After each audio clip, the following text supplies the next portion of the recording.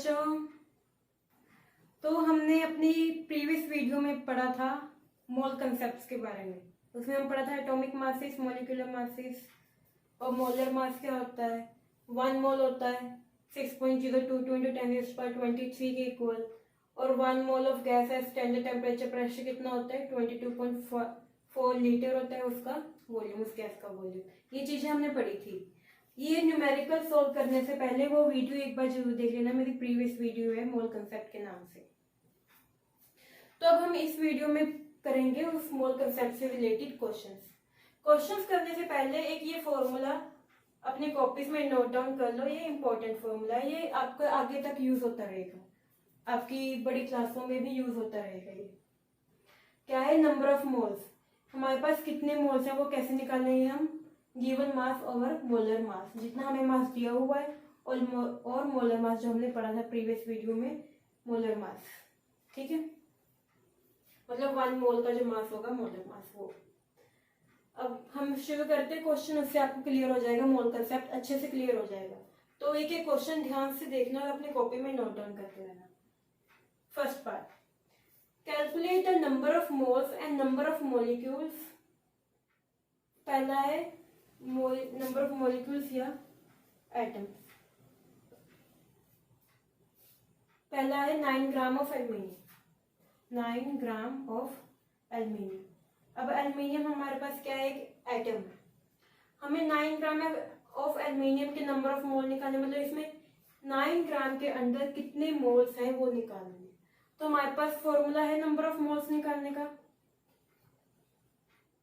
Number of moles निकालने का formula है गिवन मास। गिवन मास मतलब जो हमें मास दिया हुआ है, कितना दिया है 9 gram over molar mass. Molar mass aluminium का कितना होता है 27। एल्यूमिनियम का जो एटॉमिक मास है वो होता है 27U।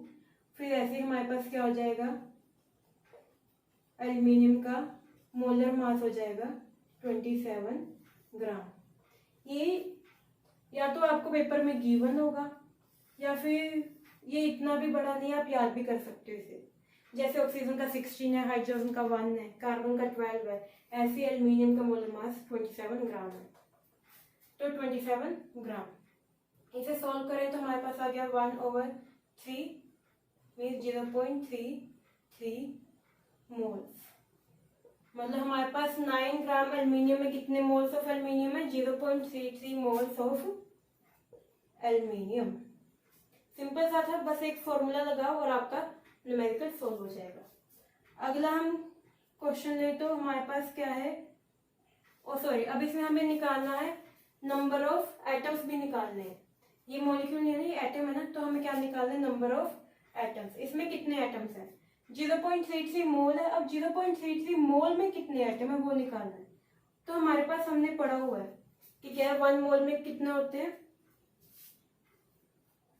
1 मोल ऑफ एटम्स में कितने होंगे 6.022 मल्टीप्लाई 10⁻23 एटम्स होंगे।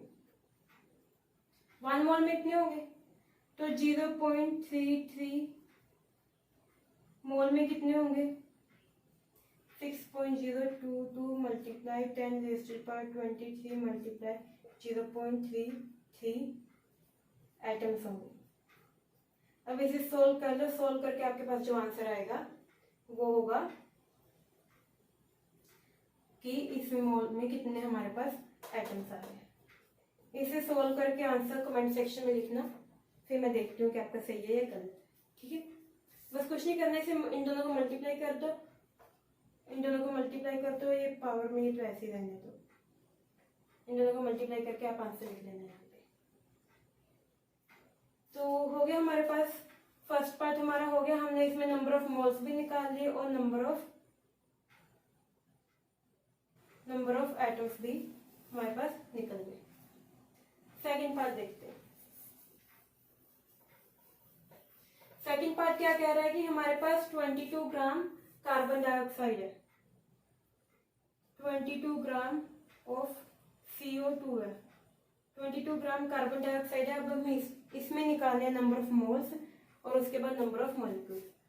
तो सिंपल सी बात है, फॉर्मूला लगाओ नंबर ऑफ मोल्स का। क्या है, गिवन मास कितना है 22 और मोलर मास हमारे पास कितना होगा CO2 है। कार्बन का कितना होता है 12 प्लस ऑक्सीजन का कितना होता है 16 और कितनी ऑक्सीजन है 2, तो 12 प्लस 32 कितना हो गया 44।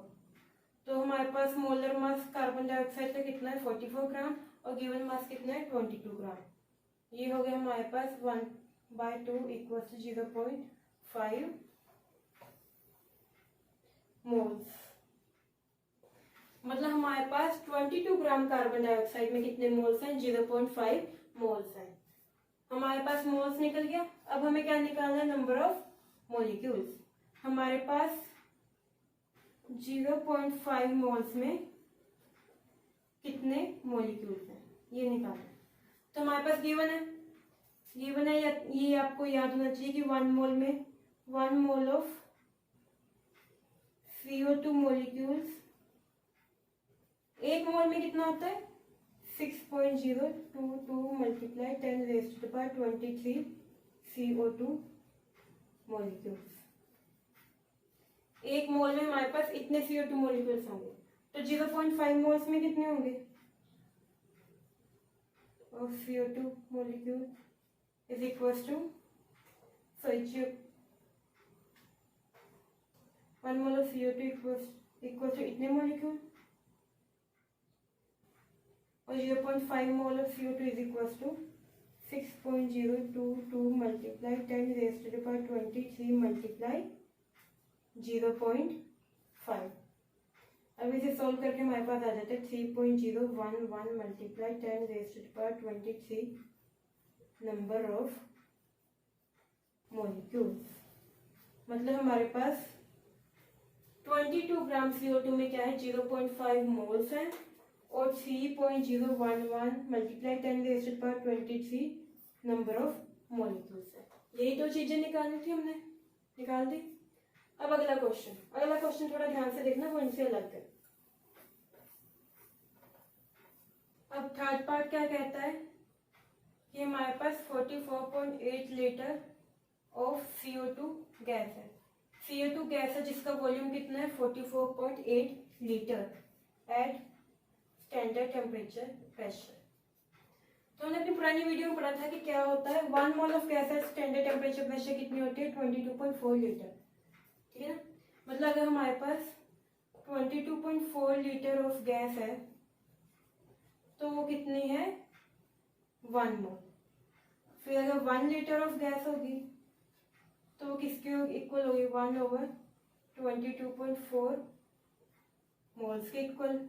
हमारे पास कितने लीटर गिवन है 44.8 लीटर ऑफ CO2 गैस, इतनी है ना 44.8, तो ये किसके इक्वल होगी 1/22.4 मल्टीप्लाई 44.8 मोल्स के इक्वल, मतलब कि 2 मोल्स। मतलब हमारे पास 44.8 लीटर CO2 में कितने मोल्स हैं 2 मोल्स हैं। अब हमारे पास अगर हमें निकालना हो नंबर ऑफ मॉलिक्यूल्स, निकाल सकते हो इजीली। 1 मोल में होते हैं 6.022 मल्टीप्लाई 10⁻23 मॉलिक्यूल्स, और अगर 2 मोल लेंगे तो वो किसके इक्वल होगा 2 मल्टीप्लाई 6.022 मल्टीप्लाई 10⁻23 मॉलिक्यूल्स। अब इसको सोल्व करके आपका जो आंसर आ जाएगा, इन दोनों को मल्टीप्लाई करके आंसर आ जाएगा, वो उतने हमारे पास क्या है CO2 के मॉलिक्यूल्स हैं। किसमें 44.8 लीटर। 44.8 लीटर इन्होंने हमारे पास वॉल्यूम दे दिया। अब कह रहे हैं कि मोल्स निकालो मॉलिक्यूल्स निकालो। मोल्स हमने निकाल लिए अपने इस फॉर्मूले से, मॉलिक्यूल्स हमने निकाल लिए इस फॉर्मूले से। ठीक है, तो ये क्वेश्चन हो गया। अब नेक्स्ट क्वेश्चन देखते हैं। नेक्स्ट क्वेश्चन हमारे पास क्या कहता है कि अब हमें निकालना है वॉल्यूम। अब हम थोड़ा उल्टा चलते हैं। Calculate volume at standard temperature pressure occupied by first 14 gram of nitrogen gas. हमारे पास 14 ग्राम नाइट्रोजन गैस है। अब देखो 14 ग्राम नाइट्रोजन गैस है, लेकिन हमारे पास जो फॉर्मूला है वो किस किस के बीच में, मोल और लीटर के बीच में, लेकिन गैस हमारे पास क्या है, ग्राम में। तो मतलब गैस को हमें क्या करना है, मोल्स में लेके आएंगे, तभी तो हम लीटर में उसका वॉल्यूम निकालेंगे ना। तो क्या करेंगे, अब इसको हम मोल्स में लेके आएंगे कि इतने ग्राम में कितने मोल्स होते हैं। फिर वही अपना formula, number of moles is equal to given mass over molar mass. Given mass कितना है, 14, और मोलर मास कितना होगा, 28। जो नाइट्रोजन होता है उसका मास कितना होता है, 14 ग्राम होता है ना। यहाँ पे नाइट्रोजन मॉलिक्यूल की बात की है, 2 नाइट्रोजन है, तो 2 × 14 इक्वल्स टू 28 ग्राम। ये हो गया मोलर मास। तो हमने मोलर मास कितना लिखा, 28।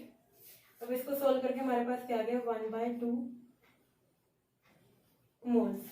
1/2 मोल्स है हमारे पास 14 ग्राम ऑफ नाइट्रोजन गैस में, डाई नाइट्रोजन गैस में। मोल्स आ गए। अब हमारे पास जब मोल्स आ गए तो हम इजीली हम क्या निकाल सकते हैं, वॉल्यूम निकाल सकते हैं। तो हमारे पास क्या है कि जब 1 मोल ऑफ गैस होती है तो हमारे पास वॉल्यूम कितना होता है, 22.4 लीटर। अगर हमारे पास 1/2 मोल ऑफ गैस होगी तो हमारे पास वॉल्यूम कितना होगा, 1/2 × 22.4 litre equals to 11.2 litre of N2 gas. मतलब हमारे पास स्टैंडर्ड टेम्परेचर प्रेशर पे N2 ने कितना वॉल्यूम ऑक्युपाई किया हुआ है, 11.2 litre of N2 gas, 11.2 litre volume occupy किया होगा। ये क्लियर है। अब हम अगर आगे देखें, अब हमारे पास है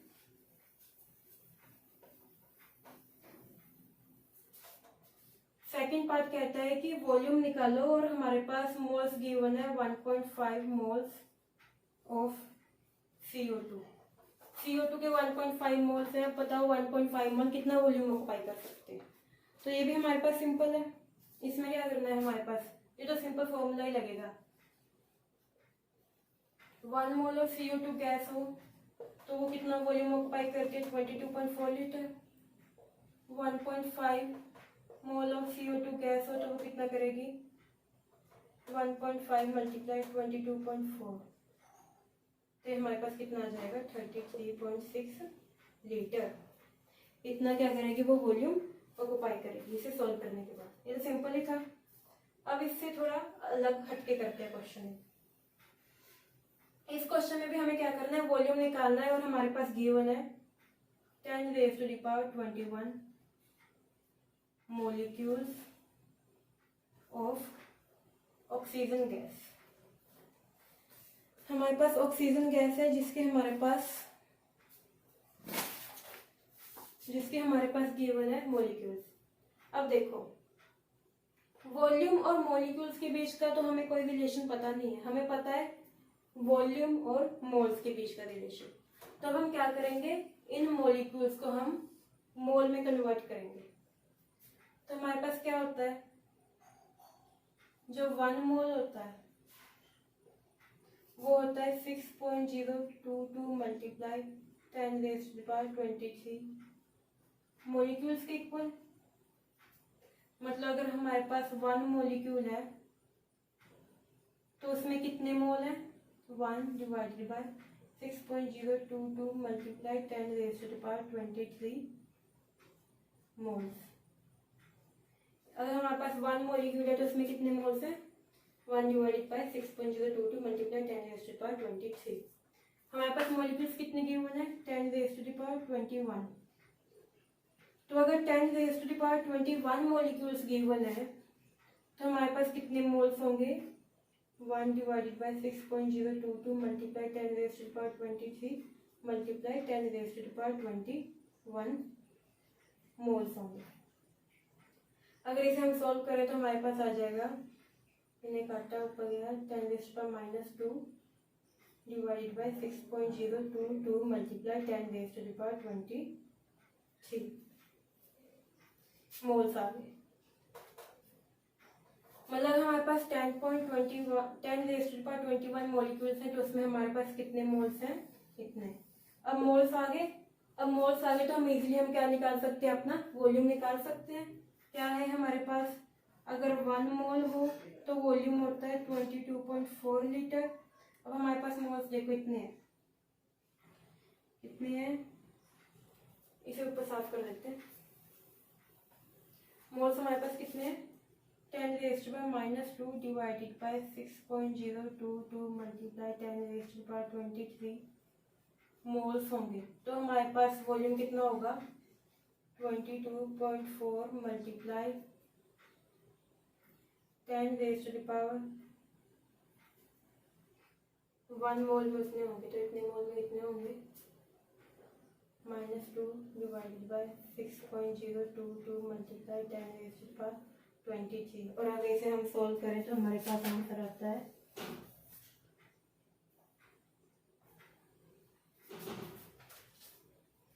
हमारे पास आंसर आता है 3.72 मल्टीप्लाई 10⁻2 लीटर। और इसे हम लिखें तो 0.00372 लीटर। ये हमारे पास आ गया वॉल्यूम कि 10⁻21 मॉलिक्यूल्स में कितना वॉल्यूम है, कितना वॉल्यूम ऑक्युपाई किया इन्होंने? 0.00372 लीटर।